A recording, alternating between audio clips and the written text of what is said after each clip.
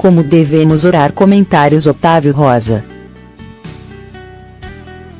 Em diversas ocasiões a Bíblia nos ensina como orar. Porém, você já se perguntou como deve-se orar? Em determinado momento os discípulos solicitou ao Senhor Jesus que os ensinassem a orar. Lucas capítulo 11 versículo 1. Certa ocasião, Jesus estava orando em um determinado lugar. Quando concluiu, um dos seus discípulos lhe solicitou: Senhor, ensina-nos a orar, assim como João ensinou aos discípulos dele. A primeira curiosidade nesse texto é o fato de que tudo quanto iria fazer, Jesus orava primeiro. Confesso que lamentavelmente nem sempre faço isso, orar antes de fazer qualquer coisa. Quando você começa a prestar atenção em cada palavras, vírgulas ou acentos desde o início ministerial, nosso pastor Cristo Jesus já nos ensinava como proceder antes de fazer, devemos orar. Note que os próprios discípulos não perceberam isso. A segunda coisa estranha nesse texto é fato da distração dos apóstolos, que nunca haviam percebido que o Senhor Jesus Cristo estava em constante oração, quer seja para operar um milagre ou para alimentar-se. Embora não somos tão diferentes, sim, boa parte das vezes não damos a devida importância à oração. Parece estranho, mas a verdade é que somos engessados em termos de orações. Geralmente oramos quando estamos passando por determinada situação, doença, perdas financeiras, emprego, ficar rico através da fidelidade dizimal, ou quando alguém nos pede oração, isso quando lembramos, mas de maneira geral não buscamos o Senhor Jesus Cristo como deveríamos. Quando foi que você conversou amigavelmente, sem pedir nada ao Senhor? Depois de um dia de trabalho árduo, você o chamou para conversar? Isso mesmo, conversar, pois oração significa conversar com Deus. E Jesus começa a ensiná-los. Lucas capítulo 11 versículo 2. Então, ele passou a ensiná-los: quando orardes, dizei: Pai, santificado seja o teu nome, venha o teu reino. Iniciamos nossa conversa com Deus lhe chamando de Pai, porque em Cristo Jesus deixamos de sermos criaturas, sermos filhos, exaltando o nome de Yahweh, o Eterno, declarando a Ele o nosso maior desejo, o seu reino. Caso não seja o seu, ou ninguém nunca te explicou que o maior desejo do cristão tem que ser habitar com Ele na sua morada, assim como Cristo Jesus habita em nós por meio do Espírito Santo. Lucas capítulo 11 versículo 13. O pão nosso de cada dia, continua nos dando hoje e sempre. Solicitá-lo que nos dê o alimento diariamente, porque não o conquistamos com nossos próprios braços, mas sim pelo amor e graça do Senhor Jesus. Lucas capítulo 11 versículo 4. Perdoa-nos os nossos pecados, pois assim também devemos perdoar a todos que erram contra nós. E não nos deixes sucumbir à tentação, mas livra-nos do maligno. Confessamos a Ele nossos pecados, sim, porque todos pecaram e destituídos da glória de Deus estamos, mas o sangue de Jesus Cristo nos purificar de todo pecado. Mas o perdão, na verdade, alcançamos quando perdoamos no próximo, não maldizemos os nossos semelhantes e somos compassivos com nossos inimigos, e clamar para que Cristo Jesus seja conosco nos tempos adversos, bem como no livramento das ciladas do maligno. O cumprimento da vontade de Deus nas nossas vidas nunca pode estar abaixo dos nossos desejos. Há templos religiosos que ensinam revoltar-se contra Deus. Há outro de ensinam que dízimo e oferta são os passaportes para obrigar a fazer o que queremos. Tem também a ala dos sacrifícios e os percentivistas. Claro que não quero desincentivar você a orar pedindo ao Eterno seus desejos. Muitos pelo contrário, que a cada dia possamos dialogar mais e mais com nosso Pai. Mas quando se ouve esses tipos de argumentações levianas que alguns líderes religiosos impõem à Igreja de Cristo. Em uma outra oportunidade o Senhor Jesus orava.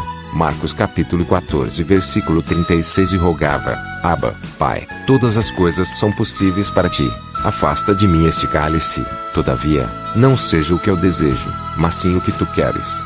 Que não seja o que eu desejo, mas sim o que eu queira. Sim, embora amargurado e aflito com tudo o que iria acontecer contigo, Jesus deixou bem claro que antes dos nossos desejos, vem a vontade de Deus na sua. Porém essa parte esse grupo religiosos não ensinam. Por quê? Talvez seja medo de seus templos esvaziar, e assim cair sua arrecadação. Note que esse grupo seleto são os mais ricos em seus segmentos, mas sempre diz não ter nada e que tudo é da igreja. Como orar para um doente, mas deixar bem claro para ele que o desejo de Deus tem que cumprir na vida dele.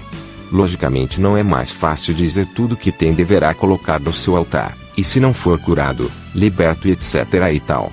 Dizer que a pessoa não entregou seu tudo, seu Isaac, não cumpriu com todos os zelos da corrente. Nossa oração não pode ser algo repetitivo. A nossa oração para com Deus tem que nascer da alma, gerada acima de tudo na vontade e no desejo de agradar ao Eterno.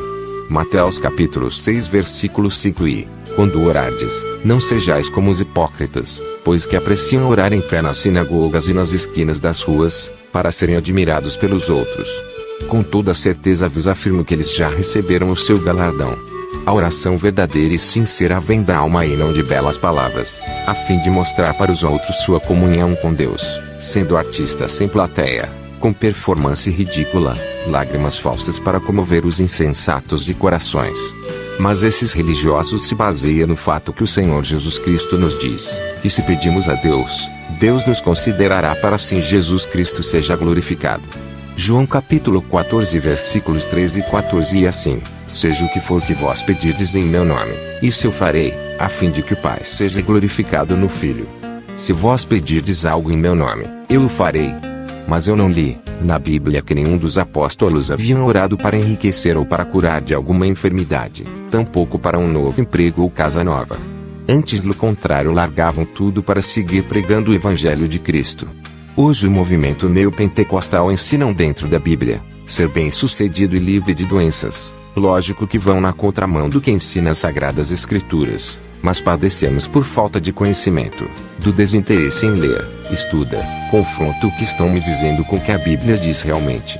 Por alguns anos eu intercedi por diversas pessoas, familiares, amigos, vizinho, irmãos em Cristo e por desconhecidos que pediam oração, orava dentro da área que a pessoa estava precisando. Por anos agir assim, porém hoje continuo orando, entretanto clamo ao Senhor pela salvação, porque quando uma pessoa recebe a salvação em Cristo Jesus, nada mais importa ou tem valor para ela além da cruz vazia, símbolo da nossa salvação.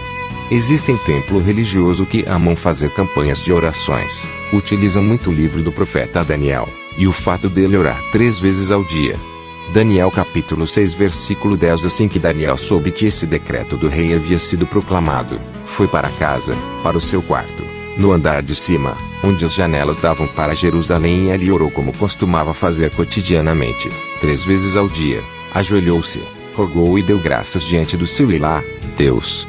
A Bíblia não fala que a oração na qual Daniel fazia era algo imposto, muito pelo contrário, em seu coração Daniel decidiu fazer isso. Quer seja na alimentação ou na prática da oração, como já havia dito, a oração é uma conversa com Deus. Quando faço uma campanha e coloco para meus irmãos a obrigatoriedade de orar 3 vezes ao dia, é como se estivesse obrigando a ele conversar com alguém que ele não tem afinidade. Quando a oração deveria ser algo rotineiro para cada cristão, bem como um bom dia, boa tarde, boa noite. Tiago capítulo 4 versículo 8. Achegai-vos a Deus, e Ele acolherá todos vós. Pecadores, limpai as vossas mãos, e vós que tendes a mente dividida pelas paixões, purificai o coração. Quando pegamos o hábito de conversar com o Pai, não necessitamos de campanha, dia da oração, essa coisas assim, porque já estamos centrados com o Yahweh. Siga nossas redes sociais: Facebook /Otávio Rosa, Instagram /@OtávioRosa 1998, TikTok /@OtávioRosa 1998, YouTube /Otávio Rosa, ou visite nosso site otaviorosa1998 wordpress.com.